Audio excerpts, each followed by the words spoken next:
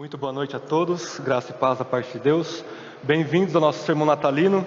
E hoje, irmãos, nós obviamente não celebramos especificamente a data do aniversário de Jesus, porque todos nós sabemos que ele não nasceu no dia 25 de dezembro, mas nós, com a sabedoria que Deus nos dá, nos separamos um tempo específico para nós meditarmos mais profundamente, mais especificamente, sobre este grande evento na história, que é a encarnação do nosso Senhor Jesus Cristo. E o texto que eu escolhi para nós meditarmos essa noite é João, capítulo 1. Eu peço que todos abram em João, capítulo 1. Muitos dos nossos irmãos e irmãs estão viajando por conta do fim de ano, das festas, mas o Senhor é bom e trouxe todos nós aqui esta noite. O título do sermão não é nada criativo e nunca deve ser, é o texto bíblico que está diante de nós, que é o Verbo se fez carne.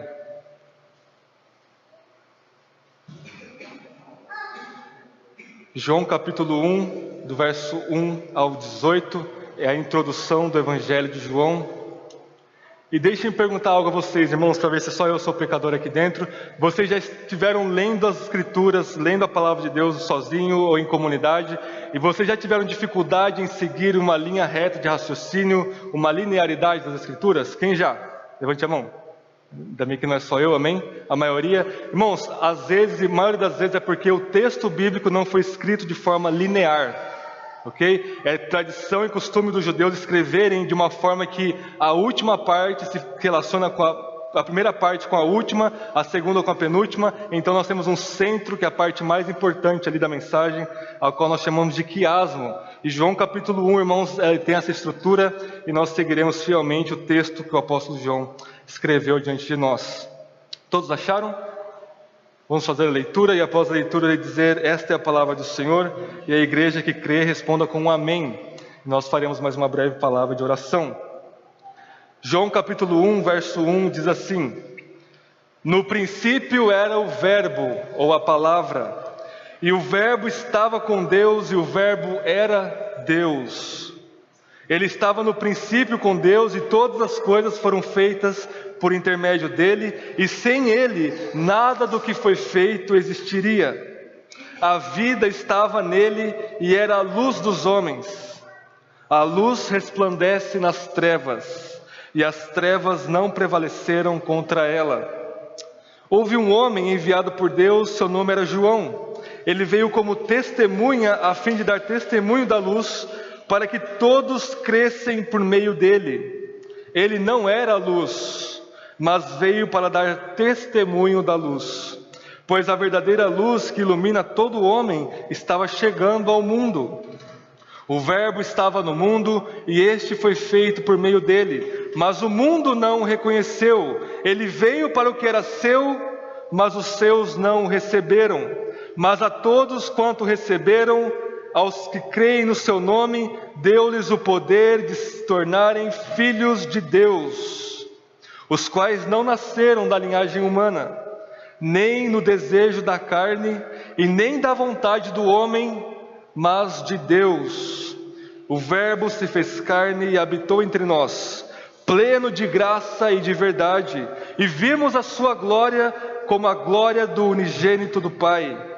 João testemunhou a respeito dele, exclamando: é sobre este que eu falei, aquele que vem depois de mim está acima de mim, pois já existia antes de mim. Pois todos recebemos a sua plenitude, graça sobre graça, porque a lei foi dada por meio de Moisés, mas a graça e a verdade vieram por meio de Jesus Cristo. Verso 18: ninguém jamais viu a Deus. O Deus unigênito que está ao lado do Pai foi quem o revelou. Esta é a palavra do Senhor. Amém? Vamos ter mais uma breve palavra de oração.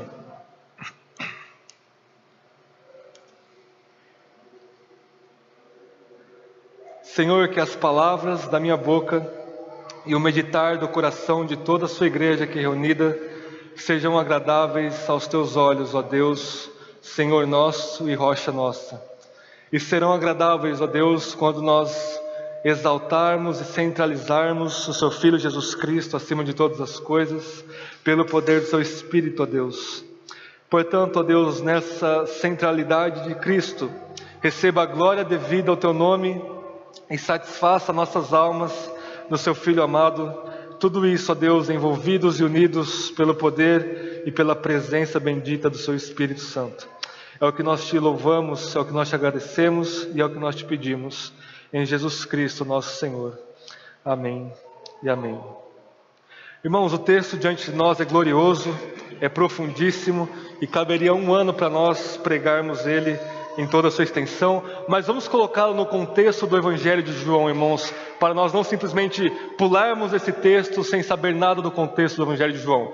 O Evangelho de João, ele é dividido em 4 partes, 4 grandes partes, e 3 anos atrás nós pregamos em todo o Evangelho de João, mas vale sempre a pena nós recobrarmos a nossa memória.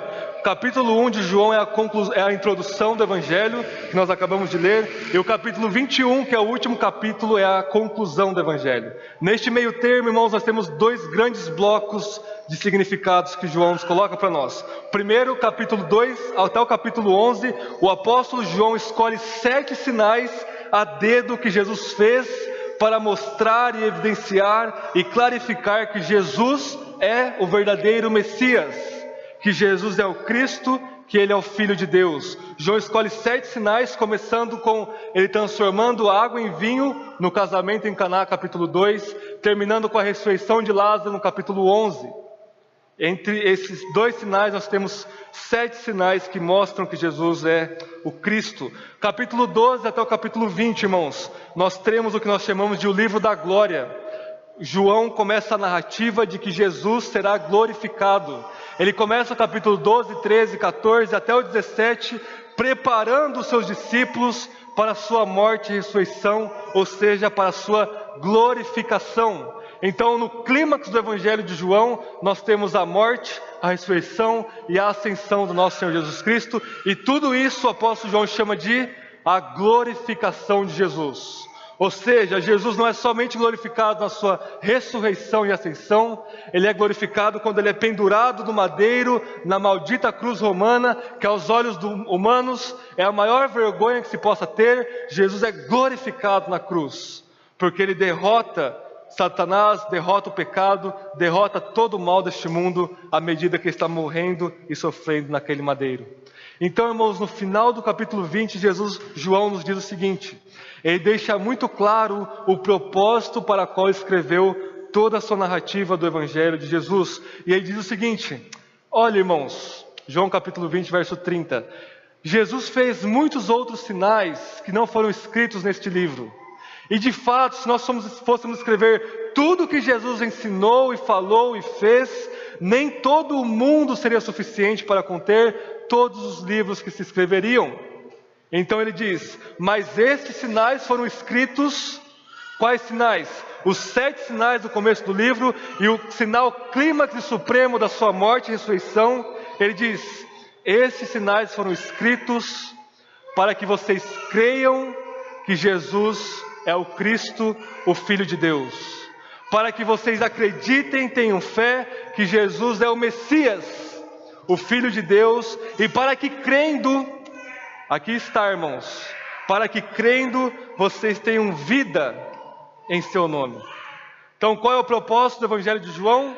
Nos levar à fé no verdadeiro Jesus, e que essa fé produza em nós vida e vida em abundância. Este é o grande propósito do Evangelho de João. Irmãos, vida é o grande presente que Deus nos dá no Natal verdadeiro do nascimento de Jesus Cristo. Vida, vida espiritual, vida eterna e vida abundante. No Evangelho de João, Jesus Cristo disse: eu vim para que vocês tenham vida e vida em abundância. Eu sou a ressurreição e a vida. Quem crê em mim não morre, mas já passou da morte para a vida. Quem crê em mim já tem a vida eterna. Vocês veem? Todo o Evangelho de João tem esse tema em mente: vida, como um presente de Deus para nós, através do ministério, do nascimento, morte e ressurreição de Jesus Cristo, nosso Senhor. Irmãos, não é isso que você quer receber? Vida. O que é vida, irmãos? Essa plenitude de paz, de alegria, de verdadeira comunhão com Deus. É uma vida que transborda e abunda na vida dos outros. É uma vida que dissipa todos os pecados, todos os vícios, toda a maldição, todas as trevas. Vida é o que Deus está colocando diante de nós hoje como presente. E como você recebe esse presente? Você abre os braços da fé e recebe de mãos abertas esse presente de Deus. Este é o grande propósito, irmãos, do Evangelho de João. E eu gostaria de ver cada uma das partes de João capítulo 1, verso 1 ao 18, à luz deste grande propósito. Crermos no verdadeiro Messias e crendo que nós viemos a ter vida em seu nome. Então vamos ver, irmãos, nosso texto. Nosso texto é um quiasmo, irmãos, como eu já disse para vocês, e a primeira parte se relaciona com a última. A primeira parte é a função do verbo na criação de Deus. Qual que é a função de Jesus naquele momento em que Deus criou todas as coisas? Vamos ler verso 1 ao verso 5. No princípio era o verbo estava com Deus, e o verbo era Deus.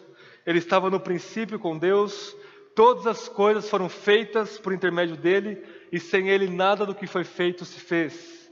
A vida estava nele e era a luz dos homens, a luz resplandece nas trevas, e as trevas não prevaleceram contra ela. Qual que é a função de Jesus na criação? Ele é o próprio Criador de todas as coisas. É isso que João está colocando para nós. E toda a narrativa desses primeiros versos está baseada em Gênesis capítulo 1, vocês notaram? Como que a Bíblia começa, irmão? Gênesis capítulo 1, no princípio criou Deus todas as coisas, Ele criou os céus e a terra estava sem forma e vazia, o Espírito de Deus pairava sobre a face do abismo, e Deus diz o quê? Haja luz, e houve luz, e depois Ele diz que haja vida, e todo tipo de vida existiu. João está nos dizendo que essa palavra que Deus disse lá na criação, não é ninguém mais, ninguém menos do que Jesus Cristo. Vida, luz, haja criação. O que João está colocando para nós de forma absolutamente revolucionária é que Jesus, que nasceu na manjedoura, que morreu na cruz, é ninguém mais, ninguém menos do que o Deus Criador de todas as coisas. Jesus que disse, haja luz, e Ele próprio é a luz. É Jesus que disse, haja vida, e Ele próprio era a vida que vivificava a toda criatura que existia.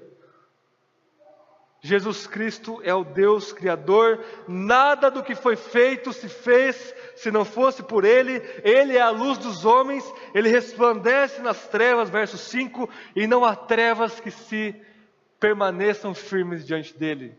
E um outro texto que João está baseando é Isaías 59. Isaías 59, Deus disse para o seu povo, os meus pensamentos não são os vossos pensamentos, assim como os céus são mais elevados do que a terra, assim são os meus pensamentos mais elevados do que os vossos. Então Deus disse para o seu povo, a minha palavra, a mesma palavra de João capítulo 1, de Gênesis capítulo 1, Deus diz o seguinte, a minha palavra não voltará para mim vazia. Ela é como a nuvem que desce a chuva, mas a água não volta para a nuvem antes de regar e frutificar a terra. E Deus diz, assim será a minha palavra que sair da minha boca. Ela não voltará para mim vazia, mas Deus diz o seguinte, irmãos, ela fará tudo o que me agrada e cumprirá o propósito da missão que eu dei para ela. Esse é Jesus. Esse é Jesus que vem do trono de Deus, como as águas da nuvem, como a chuva, mas Ele não volta para lá antes que molhe a terra e desça a própria terra em sua morte e ressurreição. Então Ele volta para lá, para o trono de Deus, cumprindo todo o propósito salvador de Deus. Esta é a palavra de Deus, este é o nosso Cristo Jesus, morto e ressurreto diante de nós. Irmãos, Jesus Cristo é Deus, Deus em carne. E eu gostaria de dizer para vocês, eu já adiantei semana passada, vamos usar uma ilustração do nosso amado por uns, odiado por outros, Papai Noel. Né? Aquele velhinho barbudo, vestido de vermelho, com um gorro, absolutamente pagão para uns. Mas irmãos, Papai Noel era um pai da igreja chamado São Nicolau. Santo Nicolau, e eu quero provocar vocês com a palavra santo. Porque ele era santo, assim como a pessoa que está do seu lado é santa também. Irmão, São Nicolau viveu no século IV, ali na cidade de Mira, e ele foi um dos participantes do Concílio de Nicéia, em 325 depois de Cristo. E vocês sabem que o Concílio de Nicéia estabeleceu a doutrina da Trindade de forma sistemática. O Credo de Nicéia diz que nós cremos em Deus Pai, nós cremos em Deus Filho, nós cremos em Deus Espírito Santo. Irmãos, conta-nos a lenda, nós não sabemos se é absolutamente verdade histórica ou não, que São Nicolau, Papai Noel, ele se vestia de vermelho porque ele era bispo da cidade de Mira, e ele era muito piedoso, ele distribuía presentes, ele nasceu de uma família muito rica, mas ele doou toda a sua riqueza para os pobres. É por isso que o Papai Noel sai distribuindo presentes. Se paganizou essa virtude desse nosso irmão do século IV. Mas, irmãos, é muito engraçado que São Nicolau, quando ele chega na cidade de Nicéia, para o concílio de Nicéia, e estavam lá não somente os grandes pais da igreja, mas estava Ário. E os irmãos sabem que Ário, que era um diácono de Alexandria, começou a propagar a seguinte doutrina: somente Deus Pai é Deus, Jesus Cristo é a primeira criatura criada e o Espírito Santo é uma energia ativa, impessoal, não divina de Deus. Ário é o pai espiritual dos testemunhas de Jeová e de todos aqueles católicos evangélicos que não creem na Trindade. E conta-nos a história, irmãos, que São Nicolau, quando ele chega no concílio de Nicéia diante de Ário, o herege, ele dá um tapa na cara de Ário. Ele dá um tapa ao ponto de os bispos teve que tirar ele do local, né, da igreja, da catedral, para ele não bater mais no Ário. Né? Às vezes a gente pensa que os pais da igreja, os puritanos, tinham uma piedade legalista, mas eles escandalizariam todos nós, irmãos. Ele deu um tapa, porque era absolutamente inaceitável alguém que se diz bispo, alguém que se diz diácono, alguém que se diz cristão, negar a divindade de Jesus Cristo. Vocês veem? Estava em jogo toda a doutrina e todo o fundamento da salvação de todos os que creem. Jesus Cristo é Deus. E vamos colocar no contexto do Evangelho de João, irmãos. É necessário que Jesus seja Deus para Ele te dar vida e vida espiritual. Vocês veem? Um homem nunca pode te dar a vida que Jesus está prometendo no Evangelho de João. Um homem, um meramente humano, jamais pode te comunicar vida, alegria, paz e contentamento que Jesus está prometendo, que Ele está dando aos seus. Um anjo, ou se nós colocarmos toda a criação diante de nós, com toda a sua energia, com todo o seu poder, é incapaz de colocar vida no seu coração morto, de comunicar luz à sua alma em trevas, de criar vida espiritual e comunhão com Deus, a sua vida de morte espiritual. É necessário, irmãos, que o nosso Salvador seja Deus. E quando você crê que Jesus Cristo é Deus e homem, mas que Ele é absolutamente Deus, que Ele criou todas as coisas, essa fé vai gerar em você vida, porque não haverá nada que Cristo Jesus não possa comunicar a você de forma espiritual. Não haverá nenhum pecado na sua vida que Jesus, que é Deus, não possa te libertar.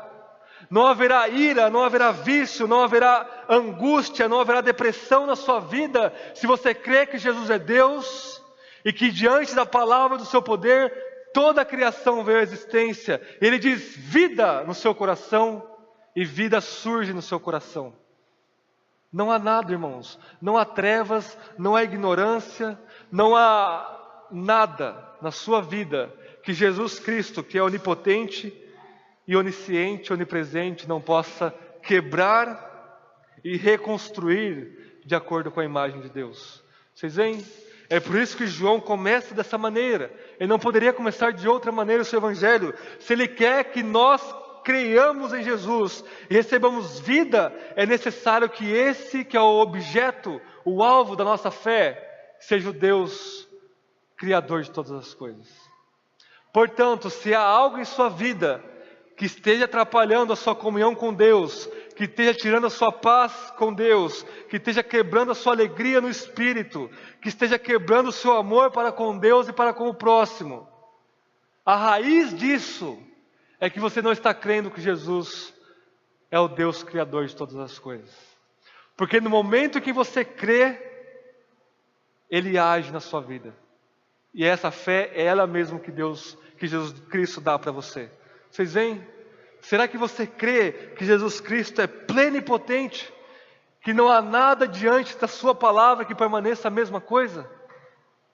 Eu me lembrei agora que o Paul Washer, um pregador americano, disse que se você é cometido num acidente com uma carreta, e essa carreta vem e esmaga você e te joga metros e metros para frente, você não permanece o mesmo. Quem dirá quando você se encontra com o poder de Cristo Jesus? Você não pode permanecer o mesmo. Porque esse poder é o mesmo poder que diz: haja luz, haja bilhões e bilhões de galáxias, e todos na mesma hora, do nada, passaram a existir. Trevas, haja luz, e a trevas não ousou permanecer escura, brilhou a luz e tudo se clarificou diante da palavra de Cristo Jesus. Irmãos, esse é o desejo do apóstolo João para nós hoje, esse é o meu desejo para todos nós hoje, que nós saímos daqui com vida, crendo no verdadeiro Jesus. Irmãos, se eu não me engano, no dia 11 desse mês, ou no dia 11 de novembro, se eu não me engano, deste mesmo ano, entrou um maluco numa catedral cristã aqui da cidade de Campinas. Quantos já ouviram essa notícia, essa tragédia? A maioria, né? Apareceu em todos os lugares. E esse rapaz, ele entra naquela igreja e sai atirando nas pessoas. E ele mata 5 ou 6 pessoas, depois a polícia entra e ele se mata. E eu soube pela minha sogra, que era enfermeira, que uma das vítimas era um senhorzinho aqui do bairro da nossa igreja, da Morada do Sol, e ele, se eu não me engano, perdeu 3 ônibus, né, Vitória? Ele perdeu 3 ônibus, irmãos, para ele ir naquela igreja. Não era para ele ir, ele foi, mesmo assim, pegou o 4º ônibus, chegou lá, o rapaz chegou atirando, ele ia atirar numa mulher que estava diante dele, e esse senhorzinho disse: atira em mim, não atira nela não. Então o maluco, o psicopata, deixou de matar a mulher e matou aquele senhorzinho, que saiu daqui para ir lá morrer no lugar daquela mulher. E tudo isso orquestrado pela soberania de Cristo Jesus. Irmãos, e se isso acontecesse em nossa comunidade, eu penso, o que nós faríamos? Eu quero dizer para vocês que, ainda que nós não venhamos a sair daqui com a vida física, o mais importante é que nós venhamos a sair daqui com a vida eterna, com a vida espiritual que Jesus Cristo tem para nós. E muito mais do que esse senhorzinho amoroso fez, Jesus Cristo, que é Deus, morreu no nosso lugar, sofreu a ira eterna por nós, para que nós crescêssemos e tivéssemos essa vida. Portanto, se você não está desfrutando dessa vida superabundante que é em Jesus Cristo, você está desprezando a divindade de Jesus, você está desprezando o nascimento de Jesus, e você está desprezando o que Ele fez por nós na cruz do Calvário. Não saia daqui, irmãos, do jeito que você entrou. Entregue-se, renda-se, como nós cantamos agora há pouco. Entregue tudo aos pés de Cristo Jesus. Segundo ponto, irmãos, correlacionado com o primeiro, a função do verbo na revelação. Vejam que a primeira parte do capítulo 1 tem relação com a última, que é a função de Jesus na criação e na revelação. Vamos pular e ver o verso 16. Vamos ver qual é a função de Jesus, que é o verbo encarnado, na revelação de Deus para nós. Verso 16, João capítulo 1. Pois todos que recebemos da sua plenitude, graça sobre graça, porque a lei foi dada por meio de Moisés, a graça e a verdade vieram por meio de Jesus Cristo. Ninguém jamais viu a Deus, o Deus unigênito, que está ao lado do Pai, que está ao seio do Pai, foi quem o revelou. Irmãos, vamos ver algumas coisas nesse verso 16. Vamos voltar lá. Nenhuma tradução do português está correta no verso 16, para nossa tristeza. Mas vamos clarificar as coisas. Verso 16. Pois todos recebemos da sua plenitude, ou seja, da plenitude de Jesus Cristo, graça sobre graça. Irmãos, a preposição aqui entre as graças, aqui do verso 16, não é sobre. Porque no grego seria graça, epi, que é a preposição para sobre, graça. E não é assim no texto grego. Não é graça em cima de graça, no sentido de que nós viemos a receber cada vez mais a graça e cada vez maior graça da parte de Jesus. Isso é verdade, mas não é o que João está ensinando para nós aqui. A preposição aqui, irmãos, é ante, que no grego significa no lugar de. Então vamos ler corretamente o verso 16. Pois todos recebemos da sua plenitude graça no lugar de graça. O que significa isso? O próprio João esclarece no próximo verso. Veja o verso 17. Porque, ele está explicando o verso 16. Porque a lei foi dada por meio de Moisés, a graça e a verdade vieram por meio de Jesus Cristo. O que João está ensinando para nós aqui, irmãos, é o seguinte. Quando Deus deu a lei para Moisés, foi um ato imenso da graça de Deus. Ok? Porque antes de dar a lei, Deus libertou Israel do Egito, passaram pelo mar aberto. Deus então estabelece o seu povo, resgata e salva o seu povo, entra em uma comunhão pactual com Israel, e então ele dá a lei para legislar e regulamentar a vida do seu povo na terra prometida. Isso foi um ato de graça, irmãos, e foi o maior ato de graça de Deus no Antigo Testamento. Amém? Mas quando vem Jesus, essa graça, ela se torna plena, ela se torna infinita, ela se torna final, ela se torna escatológica da parte de Deus para nós. Ela substitui, e ela aumenta, e ela entra no lugar da graça que foi dada a Moisés. Por isso que ele diz no verso 17, a graça, ou seja, a plenitude final da graça e da verdade de Deus vieram por meio de Jesus Cristo. Ou seja, Deus não nos deu uma tábua de leis, irmãos. Deus nos deu seu próprio Filho. E a função de Jesus na revelação, no verso 18 é: ninguém jamais viu a Deus, o Deus unigênito, que é Jesus, que está ao lado do Pai, foi quem o revelou. Qual que é a função de Jesus para nós, irmãos? É revelar quem Deus é para nós. Ok? E não se enganem, somente Jesus revela Deus para nós. Ele diz no Evangelho de João: eu sou o caminho, a verdade e a vida. Ninguém vem ao Pai a não ser por mim. Vocês veem? Nós apenas podemos conhecer a Deus através de Jesus Cristo. E conhecer a Deus é termos vida. João capítulo 17, a vida eterna é esta, que conheçamos a Ti como o único Deus verdadeiro e ao Seu Filho a quem enviaste. Vocês veem como João amarra todas as verdades do seu Evangelho de forma magnífica e maravilhosa para nós? Você não vai conhecer Deus olhando para o seu coração enganoso. Não siga esta pedra escura e maldita que é o seu coração enganoso. Você não vai conhecer a Deus somente em uma determinada igreja, em uma determinada denominação. Você não vai conhecer a Deus na criação, porque você por si mesmo é cego. Você somente vai conhecer a Deus quando você rende a sua existência aos pés de Cristo Jesus com fé, e Jesus comunica vida e comunica o próprio Deus para você. E você vê Deus na face de Cristo Jesus. Você quer saber como Deus é? Leia os Evangelhos. Leia todas as Escrituras, mas especialmente os Evangelhos. Veja como Deus fala. Mulher, a sua fé te salvou. Lázaro, vem para fora. Homens de pequena fé. Tudo que Jesus fala é Deus falando. Tudo que Jesus faz é Deus fazendo. Porque Ele é o próprio Deus. E é assim que Deus comunica a vida através da nossa fé, revelando-se em Jesus Cristo para nós. Vamos para o próximo ponto. Vejam a parte A se relaciona à parte a parte B se relaciona à parte B, e esse segundo momento nesse epígrafe do Evangelho de João, nós temos um homem chamado João Batista, que veio testemunhar sobre Jesus. Vamos ler o verso 6 ao 9. Houve um homem enviado por Deus e o seu nome era João.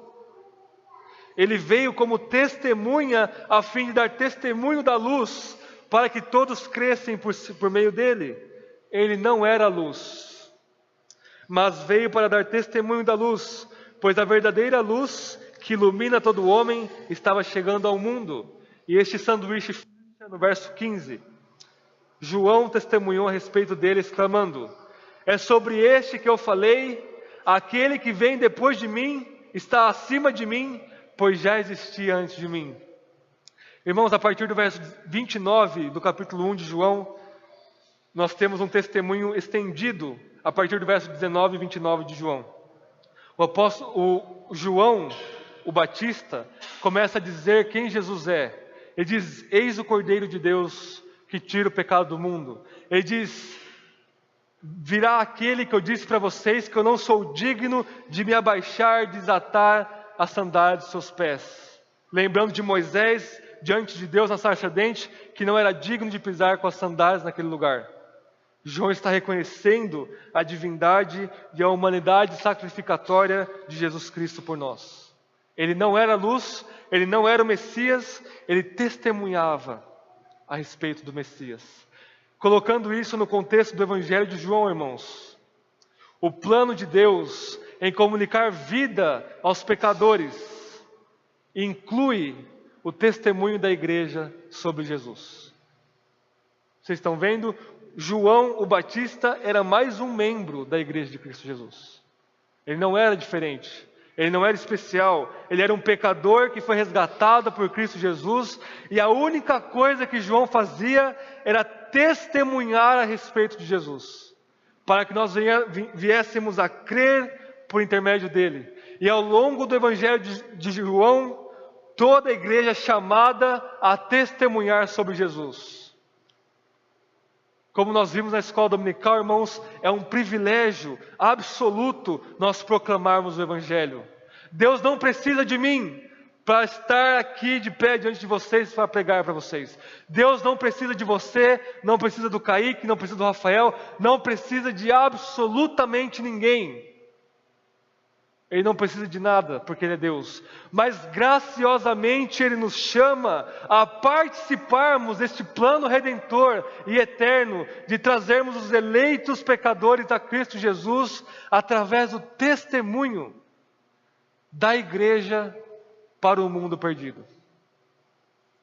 Vocês veem, Ele não era luz, mas Ele veio para dar testemunho da luz, e a finalidade desse testemunho é para que nós, versos 6 e 7, viéssemos a crer por intermédio dele.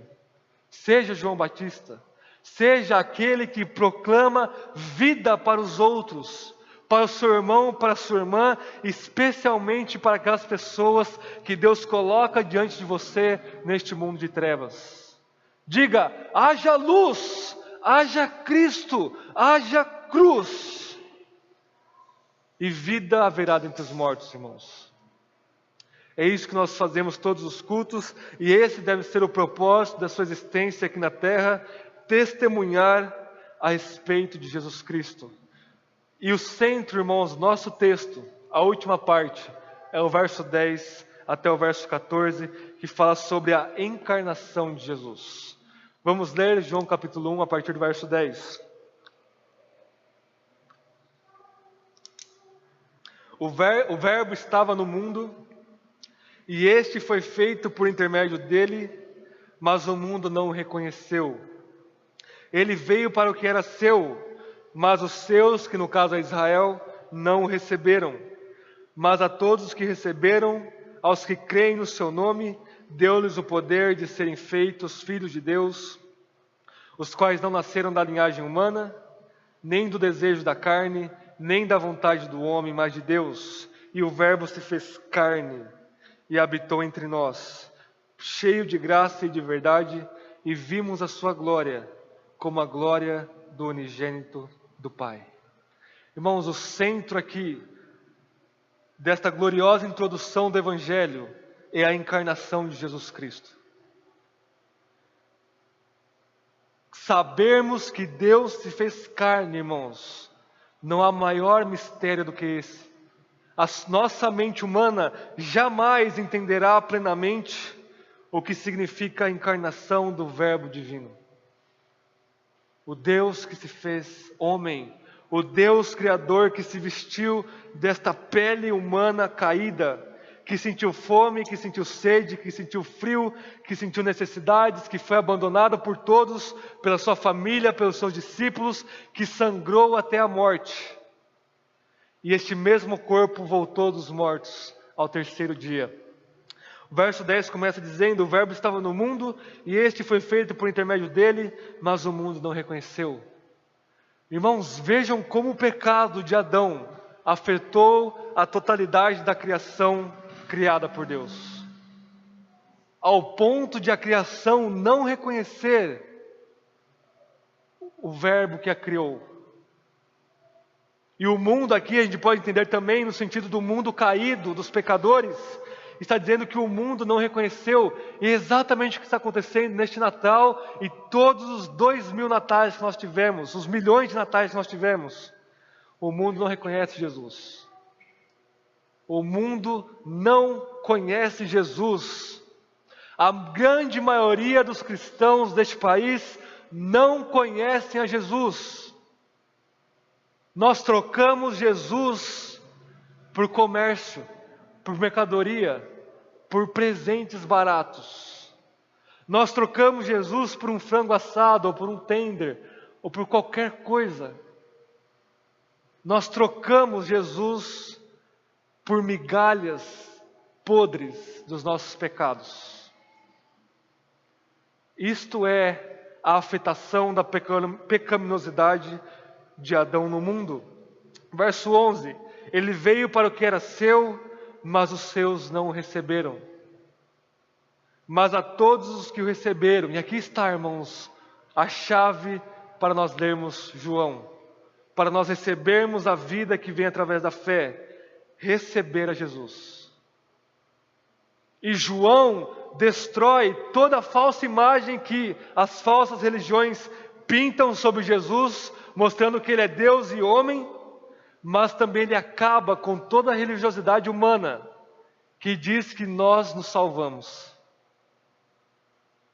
Toda religião, irmãos, seja ela budista, islâmica, judaica ou até mesmo cristã, que diz que você se salva pelas suas boas obras, que você vai até Deus através da religião, através de certas práticas, nada mais é do que o bafo fedido do diabo, baforando no seu nariz.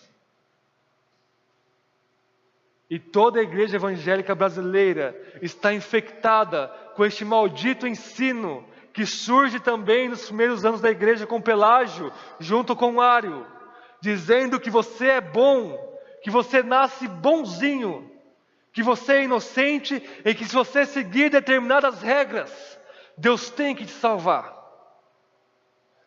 Esta é a grande mentira de todas as religiões desde que Adão caiu em pecado. Mas olha o que o verdadeiro evangelho diz. Verso 12. Todos os que o receberam, que são aqueles que creem no seu nome, que são aqueles que confiam em Jesus, Deus deu o poder de serem feitos filhos de Deus. Isso é muito importante. Nós não somos filhos de Deus, nós não conseguimos nos tornar filhos de Deus. Deus deu seu poder para nós sermos feitos filhos de Deus. E como nós somos feitos? Verso 13. Nós não nascemos por linhagem humana. Ou seja, não é que os nossos pais, nossos avós são crentes, que nós seremos crentes. Não há nenhuma garantia que os seus filhos, irmãos e irmãs, sejam eleitos de Deus. É por isso que vocês têm que pregar a Ele. Não há batismo no mundo, quer seja católico, quer seja presbiteriano, que vai limpar o pecado da alma dos seus filhos. Os seus filhos já nascem absolutamente pecadores e dignos da ira eterna de Deus. Irmãos, é muito difícil crermos nisso. Eu falo para minha esposa que nossa igreja tem o dom de fazer filhos bonitos, não é? Olha ao nosso redor, olha a Catarina, olha a Luiz, o Isaac, todos nós, todos os nossos filhos, o Bernardo, né, o Isaac, o João. Irmãos, são as belezinhas, não são? Mas eles merecem a ira eterna de Deus. Eles não são filhos de Deus, você não nasceu bom. Davi diz no Salmo 51, em pecado eu nasci, unido a tudo aquilo que Deus odeia eu nasci. e em iniquidade me concebeu minha mãe. Vocês veem? Não é por linhagem humana, não é pelo desejo da carne, irmãos. Não há desejo no mundo que te torne filho de Deus. Você pode querer. Nós acabamos de pregar Hebreus todo esse ano, e nós vimos no final que Esaú, o irmão de Jacó, com lágrimas desejou arrependimento, mas não teve. Porque foi um desejo falso. Não é o seu desejo de ir para o céu que vai te salvar. E em última análise, não é a vontade do homem. Se fosse nossa vontade, todo mundo seria salvo, todos os seus parentes, todos os seus filhos, mas você sabe que não é assim. Como nós somos salvos? Pela vontade de Deus. E o método que Deus usou, o verso 14. O Verbo se fez carne e habitou entre nós, cheio de graça e de verdade, e vimos a sua glória, como a glória unigênita do Pai. Irmãos, o grande presente de Natal que Deus nos dá a todos nós é o seu Filho Jesus. Ele deu como um presente mesmo. Não tenha essa dificuldade de aceitar a palavra presente, porque para nós, às vezes, presente envolve uma troca de presentes, não é verdade? Mas não é assim, irmãos. Imaginem um rei dando um presente para um mendigo. Haverá troca de presente? Não. O mendigo vai levantar as suas mãos sujas, agarrar aquele presente como se fosse a sua vida e agradecer. Esse é o Natal, irmãos. Este é o verdadeiro e profundo significado do Natal. Como nós vemos em Filipenses, Jesus, que era igual a Deus, não julgou como isso fosse algo que ele não precisasse abrir mão, mas ele tomou a forma humana e, em semelhança de homem, esvaziou-se a si mesmo e humilhou-se até a morte e morte de cruz, e Deus o exaltou à sua direita e deu o nome que está acima de todo nome, o nome Yahvé, para que ao seu nome todo joelho se dobre nos céus e na terra e toda língua confesse que Ele é o Senhor. Isso é fé, irmãos. É quando seus joelhos se prostram aos pés de Cristo e a sua língua e o seu coração confessam que Ele é o seu Senhor e Salvador. Você recebe, pela fé que Deus te deu, este grande presente. Amém? Que nós venhamos a meditar nessas coisas neste Natal e todos os dias de nossa vida. Oremos.